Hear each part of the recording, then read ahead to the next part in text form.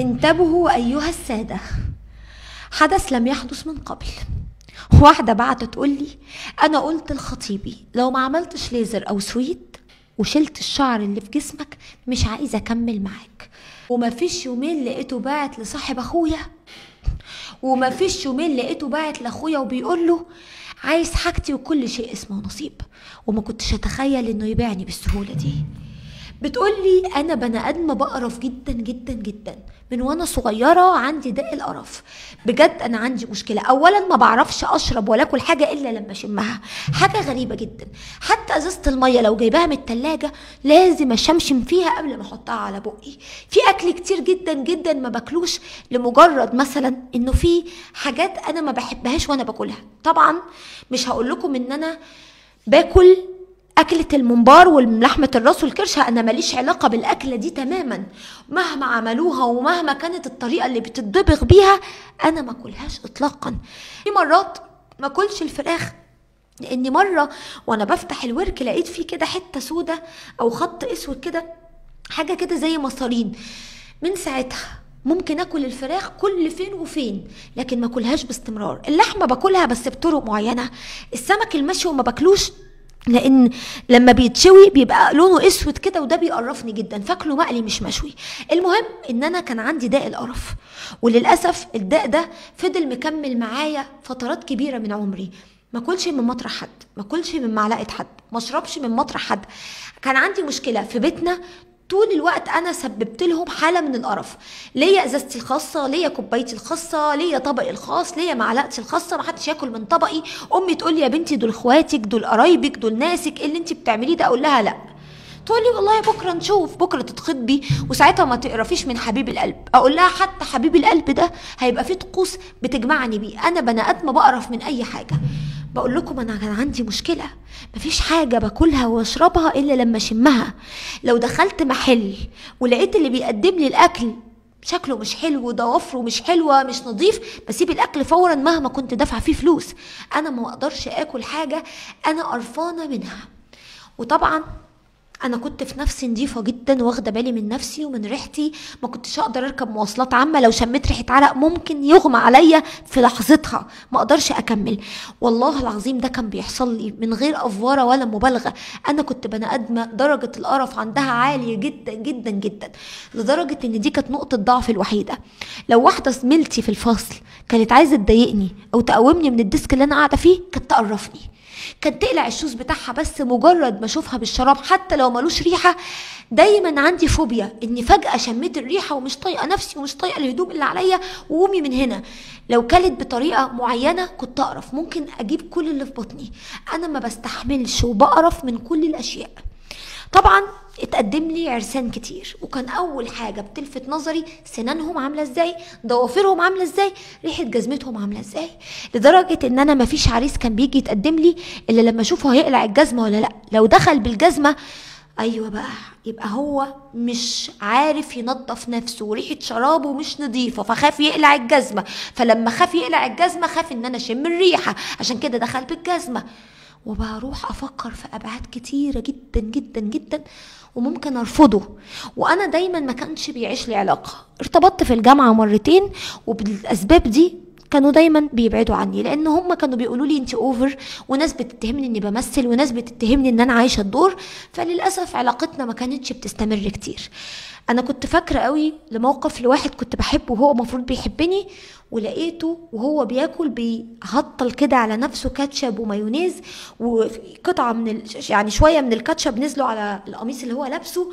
فانا صوتت لدرجه هو اتفزع، من فزعته السندوتش وقع من ايده. فلقيته بيقول لي انت بتعملي ايه؟ في ايه؟ في ايه؟ حد عمل لك حاجه؟ وعمال يتلفت حواليه. قلت له انا صوتت من القرف اللي انت فيه ومن طريقه الاكل المقرفه اللي بتاكل بيها. قال لي انت عملتش كل ده عشان شويه كاتشب نزلوا من بقي نزلوا على القميص؟ طب قولي لي وجيبي مناديل امسحي لي، ايه الطريقه اللي انت اتكلمتي بيها دي؟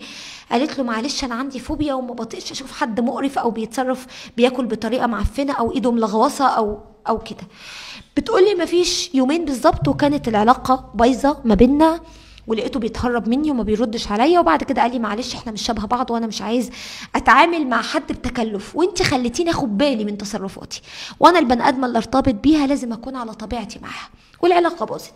فايقنت وادركت ان انا مش هتجوز غير صالونات. وهنا بقى كانت الاختبارات، مين اللي هيجي اشوف مهتم بنفسه ولا لا، ليه ريحه عرق ولا لا، بيغسل سنانه ولا لا، ليه ريحه كريهه من فمه ولا لا، ضوافره عامله ازاي، هندمته جزمته ملمعها ولا لا. كنت باخد بالي جدا جدا، وده حاجه غصب عني والله العظيم مش بمزاجي، دي حاجه انا ما بقاش مدركاها، فجاه عيني بتاخد بالها من ادق التفاصيل. لحد ما جالي هذا العريس، كان محترم وابن ناس وستايل وعربية فخمة جدا، وعايزة اقول لكم ان كل بنات المنطقة كانوا بيحسدوني، وكل الناس اللي حوالينا ومن العيلة كانوا بيقولوا بس بنت وقعت واقفة. اولا شغال في شركة بترول، عنده عربيته محترمة جدا، حد منمق جدا في لبسه ومهذب جدا في لبسه، سنانه نظيفة وايده ضوافره مقصوصة، وكان حد شيك قوي شيك قوي وجميل قوي وبيلبس حلو قوي. انا قلت بس هو ده مش عايزه غير ده يا حزنبل، هو ده اللي صبرت كتير جدا عشان يجي. وقلت له قد ايه انا فرحانه بنظافته وباعتنائه بشخصيته، واكيد هو طالع من بيت نظيف، واوعدك يا حبيبي ان انت هتعيش معايا حياتك كلها في نظافه في نظافه. وانا كنت مبسوطه ان لقيت حد شبهي، لكن كان عنده مشكله صعبه قوي، كان مشعر قوي قوي قوي قوي. وهنزل لكم الصوره، وهي بعتلنا الصورة بتقول كان ايده كلها شعر بغزارة، لدرجة ان الشعر واصل لحد هنا، الجزء ده والجزء ده الجزء ده مشعر بشكل صعب جدا جدا جدا. فبتقول انا كنت قرفانة من منظر الشعر بالطريقة دي، وكنت بحس ان ده العيب الوحيد. يا سلام لو ما كنتش مشعر بالطريقة دي، او مشعر الشعر الطبيعي بتاع كل الرجالة اللي هو كام شعرة كده، لكن شعر غزير جدا جدا في صوابع ايده الاتنين، وفي ايده طبعا شعر غزير جدا.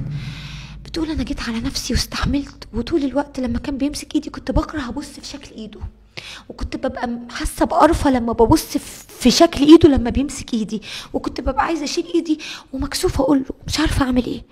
لحد ما في يوم كنا لسه مخطوبين ما بقالناش شهرين، وكانت اجازه الصيف اللي فات. المهم هو كان عنده اسبوع تبع شغله مصيف في المكان اللي يختاروا، بيودوا لهم في الشركه مصايف في الساحل الشمالي وفي حتت كتير. فهو قال لي انا واخد والدي ووالدتي واخواتي ورايحين المصيف ده، لو تحبي عمو وانتي وطنط تيجوا يومين اهلا وسهلا، ده هم مديني فيلا كامله دورين، فممكن انتوا تاخدوا الدور اللي فوق واحنا الدور اللي تحت او العكس، وانا اللي عازمكم على كل حاجه. ما انكرش ان طرت من الفرحه، وقلت الله لما بيكون العريس مرتاح وشغال شغلانه محترمه اهو ده اول البشاير. ورحت بقى قلت لابويا وامي وقلت لهم ان هو عازمنا، وخليته هو اللي يدعيهم بنفسه. وساعتها ماما الاول رفضت وبابا وقالوا لا يا ابني والاحراج وما ينفعش. قال له يا عمي ولا احراج ولا حاجه، احنا عيله واحده ومفيش حد غريب، وانت عارف ان احنا بنحبكم ومفيش اي مشاكل. بعد اقناع، وبعد ما كمان ابوه كلم ابويا وامه كلمت امي، ابويا وامي وافقوا وقررنا ان نروح. وبابا قال وماما لازم ندخل بخيرنا وكفايه ان هم عازميننا. بابا نزل وجبنا اكتر من 20 فرخه و4-5 كيلو لحمه، وجبنا حاجات كتير، وقلنا عشان ال3-4 ايام اللي قاعدينهم نبقى قاعدين بخيرنا ومحدش يبقى ليه خير علينا برضو، ويبقى زي ما هم دعونا احنا كمان جبنا الاكل. ورحنا، واول ما قلع التيشيرت قدامي عشان ينزل البحر، هنا كانت الكارثه، كارثه بكل المقاييس. عنده شعر لدرجه انه واصل لكتافه، تخيلوا ان بني ادم مشعل لحد كتافه، من ظهره ومن قدام، من هنا وكل حته فيه، ومن ظهره شكله بشع بشع بشع بشع. اول ما شفت المنظر ما بقتش قادره. اولا كانوا حاطين الاكل على الترابيزات واحنا على البحر، ولسه بقطم الساندوتش، يا دوبك هو قلع التيشيرت انا ما قدرتش اقطم وسبت الساندوتش، وحسيت ان انا شكله صعب بشع، مش قادره ابص له، مش قادره. عمال يقول لي انت فيكي حاجه، مالك، انت تعبانه؟ انا مش قادره انطق، مش قادره، شكله صعب قوي. قال لي تعالي ننزل البحر، ولسه ماسك ايدي لقيت نفسي اتكهربت وبشد ايدي منه بشكل غريب ومستفز، لدرجه هو قال لي هو فيكي ايه؟ انت فيكي حاجه؟ هي فيها حاجه يا طنط؟ فيها حاجه يا عمو؟ بابا وماما فهموا لان هم عارفيني، ولقيتهم بيقولوا له لا يا حبيبي انزل انت بس. ولقيت امي قالت لي في ايه اللي حصل؟ قلت لها انت شفتي الشعر في جسمه عامل ازاي يا مامي؟ شعره صعب قوي، انا قرفانه، انا مش قادره اتخيل ان الراجل ده هيبقى جوزي. الشعر ده كله انا حاسه ان هو وحش، اكننا في الغابه. اكيد حتى صوابع ايده، حتى صوابع ايده كنت بقول ازاي مشعره بالطريقه دي، بس ما كنتش اتخيل ان جسمه مليان شعر بالطريقه دي، ما كنتش اتخيل ابدا. ماما انا قرفانه. ماما بقت تزودني وتقول لي اسكتي، حماتك ابتدت تاخد بالها، اخرسي هتجيب لنا الكلام، احنا في بيت الناس، عيب الطريقه دي، احمدي ربنا على خطيبك، ما فيش زيه، ده الف من تتمناه، ده ربنا بيحب الراجل المشعر، ده ربنا بيكرم الراجل المشعر، لكن اللي انت فيه ده غلط. وابتدت امي تاخدني على جنب وتسمعني وتزغدني عشان اسكت. لكن انا فضلت اليوم كله قاعده خرصه ما بتكلمش. حماتي تقول لي مالك يا بنتي، انزلي مع خطيبك وتفرحوا يا بنتي. اقول لها لا انا ما بحبش البحر. حماية يقول لي طب تعالي انزلي معايا انا، اقول له لا انا ما بحبش البحر. هو يبص لي من بعيد ويشاور لي ويباي لي ويقول لي تعالي، لكن انا اكني مش شايفاه. لحد ما هو خرج لبس التيشيرت وقعد مبوز مش عارف فيه ايه، وليه حق انه يبوز، ده المفروض انه جايبنا يفسحنا. فلقيته بعد شويه بيقول لي تعالي انا عايزه اتكلم معاكي. ابتديت تاخد بعضي وامشي معاه. مشيت معاه برضو انا متاخده جدا ومتضايقه وحاسه ان انا قرفانه كده ومش مبسوطه ومش مظبوطه. لقيته بيقول لي في ايه، انت مالك متغيره كده ليه؟ بقول لك تعالي ننزل، انت بتتعاملي ليه كده قدام امي وقدام ابويا؟ ازاي تتعاملي بالطريقه دي معايا؟ رحت لقيت نفسي مش قادره امسك نفسي وقلت له بصراحه بقى انت عارفني وانا حكيه لك من اول يوم، وحكيه لك ان انا بقرف من كل حاجه، انا عندي فوبيا القرف، انا بقرف من كل حاجه، بقرف من حاجات الناس ما بتقرفش منها يا عم. انا عندي مشكله، انا بقرف من حاجات الناس ما بتقرفش منها. هتقول عليا بقى مجنونه، هتقول عليا اوفر، بس انا لما شفتك قلعت التيشيرت وشفت شعر جسمك انا حسيت اني مش قادره اكل وسبت الاكل، وحسيت ان معدتي قلبت. شكل جسمك صعب قوي بالشعر ده كله. هو انت ليه ما تشيلش الشعر ده؟ ايه المشكله؟ ما احنا البنات بنشيل الشعر اللي في جسمنا. ايه المشكله لو عملت ليزر او عملت سويت حتى؟ ولو السويت هيألمك اعمل ليزر، انا شايفه ان ما فيهاش مشكله. لكن المنظر ده صعب، وانا مش هتخيل ان انا اتجوزك وكل الشعر ده في جسمك. انا كده لو بقيت معاك مش هعرف اكل، مش هعرف اشرب، مش هعرف اعيش معاك اصلا حياه طبيعيه كزوج وزوجه. ويمكن ربنا عمل كده عشان اشوف المشهد ده والفت نظرك. انا حتى في الخطوبه من وانت بتلبسني الدبل وبتمسك ايدي كنت قرفانه من الشعر اللي في ايدك، بس انا اتحركت ساعتها اقولك وقلت عادي ده شعر في الايد وخلاص. لكن بعد ما شفت كميه الشعر اللي في جسمك وفي ظهرك وفي عند بطنك وعند ظهرك وعند كتافك، انا مش قادره، مش قادره. وعشان كده انا مش هقدر اكمل لو بالطريقه دي، انا مش هقدر. فانا طالبه منك عشان لو انت بتحبني اكيد هتريحني، اعمل لي ليزر او اعمل لي سويت، ده مش عيب، لكن انا بالطريقه دي مش عجباني. بتقول انا ما لقيتوش اتغير، لقيته بيضحك وبيقول لي ليزر ايه وسويت ايه اللي عايزاني اعمله؟ ده المفروض ان انا تحبيني اكتر، ده دي من علامات الرجوله زي من علامات الانوثه ان انا اللي ما الاقيش فيكي شعر وما الاقيكيش مشعره، فمن علامات الرجوله ان انت تلاقيني مشعر، فدي حاجه المفروض تحبيها. فانا قلت له لا انا بقرف. قال لي انا موضوع القرف الزياده ده مضايقني، ما تزعليش مني انا نظيف جدا. قالت لي ردت وقالت له ايوه فعلا انت نظيف وانا ما انكرش ده. راح هو قال لها طيب طالما انت عارفه ده بتتكلمي في ايه؟ قالت له معلش انا الشكل ده بشع وانا قرفانه ومش هقدر اكذب عليك، الموضوع ده عامل لي قرفه. بتقول لي انا لقيته خد الموضوع شويه بهزار، يمكن وشه قلب شويه، بس ما كنتش اتخيل انه يفسخ يعني انا فاهمه ان هو اقصى حاجه هيعملها مش هيكلمني، او اقصى حاجه هيعملها مش هينفذ لي اللي انا عايزاه وهيقول لي والله انا كده ان كان عاجبك. ما كنتش اتخيل انه يفسخ. اتعامل معايا بقيه الايام بمنتهى اللطف، وده الغريب. احنا كنا قاعدين 4 ايام وده حصل في اليوم الاول. ال3 ايام الباقيين بيتعامل معايا بكل جنتله. لو ما اكلتش يقول لي ما اكلتيش ليه، لو احتجت حاجه يجري يجيبها لي، لدرجه ان انا قلت ده طيب قوي والحمد لله انه مستوعب الفكره. وكل يوم اساله انت ناوي على ايه؟ هتعمل اللي انا نفسي فيه؟ معلش اعذرني انا بقرف، انا بتضايق من المناظر معينه، انا بقرف من حاجات الناس ما بتقرفش منها. يرد يقول لي اللي فيه خير ربنا يقدمه، اكتر من كده ما بيقولش، ما بيتكلمش. وامي حكت لها تقول لي يا بنتي يا بنتي ده مفيش زيه، يا بنتي ده انت مش هتلاقي زيه، ده انت لو لفيتي الكوكب ده كله مش هتلاقي حد زيه. اقول لها فعلا يا ماما ده محترم، شفتي رغم ان انا قلت له كده قدر الموقف وما زعلش ولا اتقمص ولا عاملني وحش ولا اي حاجه، ده راجل محترم جدا يا ماما وانا بحبه جدا. يا دوبك خلصوا ال4 ايام وبابا كان عنده شغل، فاحنا استأذنا وقلنا له ان احنا نازلين وهم كانوا مكملين. نزلت، بعد ما نزلت اكلمه في التليفون ما بيردش، اكلم مامته ما بتردش، لدرجه من كتر ما زهقت كلمت والده قلت له هو ابنك فين ما بيردش؟ قال لي معلش هو طول الوقت بقى بيتهرب، اصل هو في البحر يا بنتي، اصله بياخد شاور يا بنتي، اصله نزل مع اصحابه يا بنتي. حسيت ان الوضع غريب، بعت له مسج قلت له هو ايه حكايتك؟ انت حتى ما هنش عليك من بعد ما اطمنتوا ان احنا وصلنا، ما هنش عليك تكلمني مكالمه ولا تطمن عليا، ايه اللي جرالك؟ ايه اللي حصل لك؟ هو انا ما وحشتكش؟ وابتديت اعاتبه كاي 2 مخطوبين. لقيته قال لي انا عايزه اقول لك حاجه، انا بقالي 3 ايام بفكر في موضوعنا حتى من ايام ما انت كنت موجوده، وانا شايف ان انا وانت مش مناسبين لبعض وكل شيء اسمه نصيب. بتقولي انا صرت واتخانقت وقلت له ايه اللي انت بتقوله ده وما كانش باين عليك يعني، ما انت كنت بتعاملني كويس.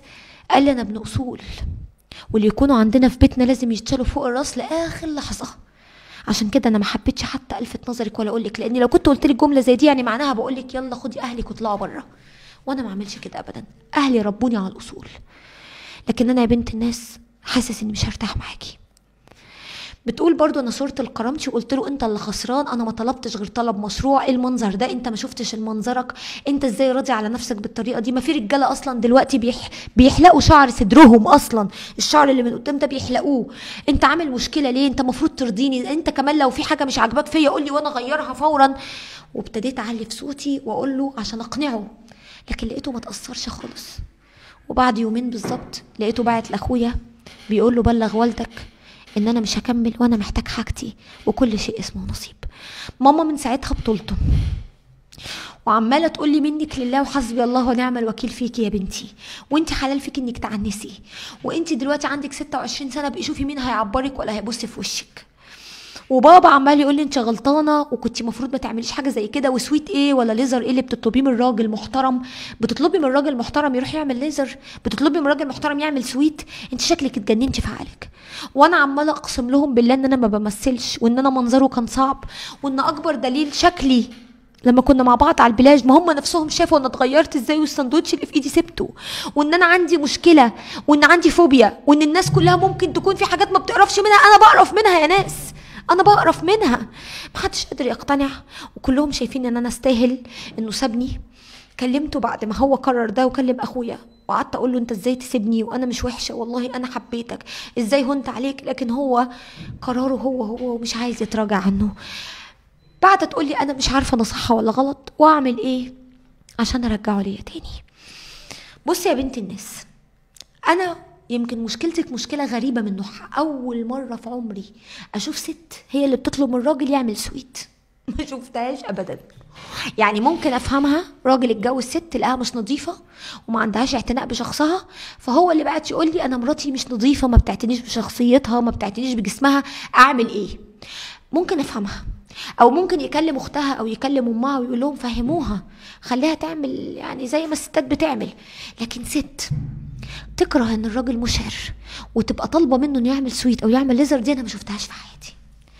فانت يا بنت الناس قلتي انا بقرف من حاجات الناس ما بتقرفش منها، فعلا انت مش هقول مزوداها، بس انا هعتبر ان ده مرض نفسي او فوبيا، زي اللي عنده فوبيا من الاماكن العاليه، او اللي عنده فوبيا من الاماكن المغلقه، او اللي عنده فوبيا من الضلمه، او اللي عنده فوبيا تجاه اكله معينه، هعتبره فوبيا. والفوبيا تتعالج عند طبيب نفسي. فانت الموضوع طالما زايد عندك للدرجه دي لازم تعرضي نفسك على طبيب فورا. الموضوع مش عادي بقى. اللي بيخاف من الاماكن المغلقه بتبقى حاجه مش معطله له حياته، او اللي بيخاف من الاماكن العاليه بتبقى حاجه مش معطله له حياته، اخره مش هيطلع الاماكن العاليه ومش هيروح اماكن مغلقه. اللي عنده فوبيا من الاماكن المغلقه، اللي بيحبش اكله معينه مش هياكلها. لكن انت اللي عندك معطلك حياتك، انت بطريقتك دي محدش هيرضى. ليه؟ لانك انت كل بني ادم بتعرفيه انت بتبقي واخده الموضوع بشكل انا قرفانه، لكن هو بياخده باهانه وبتخلي ليه بتوصلي له احساس ان هو قليل. وبتخليه يحس ان هو ما عندوش ثقه في نفسه، ودي الراجل الحر مش هيقبلها. بدليل ان البني ادم اللي كان معاكي في الجامعه زعل واتضايق من صوتك العالي وصوتك لمجرد ان شويه كاتشب وقع على القميص. ففي ناس كتير جدا مش هتقبل ده وهتشوفه اهانه. فاصبح ان الفوبيا اللي عندك مع التلاقي، وطالما مع التلاقي اصبحت مرض، ومرض لازم يعالج، وهيعالج عن طريق طبيب نفسي. فقبل ما تفكري في خطوبه جواز لازم تفكري انا اصلح اساسا للخطوبه والجواز ولا لا، انا اقدر افتح بيت ولا لا. طب انا لما اجيب بيبي والبيبي يعمل تويلت وده طبيعي طبعا زي اي ام وكلنا مرينا بده، هقدر ادخل اغير البيبي واشطف البيبي وعفوا يعني اشم روايح من البيبي، ولا ساعتها اقول لا انا بقرف وارجع وانا هرمي الواد بقى ما يلزمنيش؟ ما هو ما ينفعش، في حاجات هتفرض عليكي. طب لو جوزك ده عيي رجع قدامك هتعملي ايه؟ هتطلقي بكره؟ هتقولي لا ما ينفعنيش، ده ازاي رجع قدامي؟ احنا بني ادمين وكلنا بيحصل لنا الحاجات دي، طبيعي جدا. والجواز لما بنتجوز بيتقفل باب واحد بتتشال الاقنعه، وساعتها كل واحد فينا بيتصرف بحريه. الراجل بيتصرف بحريه ببيته، عفوا ما تزعليش مني يعني، الراجل بعد الجواز ممكن يعمل اي شيء في بيته، والست بعد الجواز ممكن تعمل اي شيء في بيتها، ويبقوا قدام بعض عادي. بعد ما اتكشفوا على بعض بيبقى عندهم حالة كده عادي. يعني ايه المشكلة لو جوزي انا عفوا يعني ممكن اتكرعت بعد الاكل؟ طبعا ده مش لطيف ومش مستحب، بس ده وارد بيحصل بين المتجوزين. ممكن الراجل يرجع قدام مراته، وفي ستات والله العظيم وشفتها بعيني، ست كانت بتفتح ايديها لجوزها عشان يرجع عليها لما كان تعبان. وبرضه ممكن راجل يستوعب ان مراته بترجع في الولاده مثلا في الحمل، فده امور طبيعيه.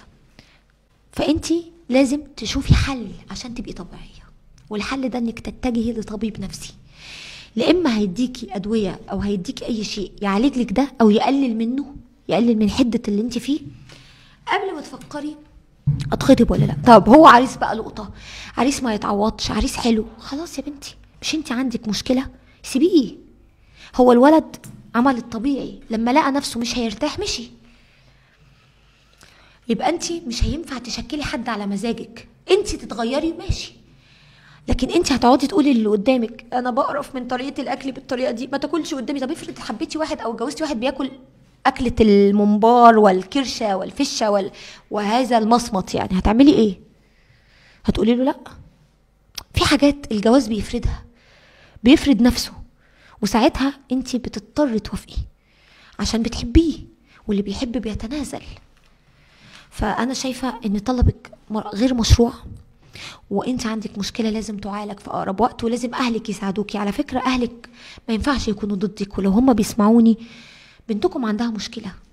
المشكله دي على فكره زي اي مرض من الامراض النفسيه، زي اللي عنده وسواس قهري، زي اللي عنده انفصام في الشخصيه، زي اللي عنده شيزوفرينيا، دي كلها امراض نفسيه.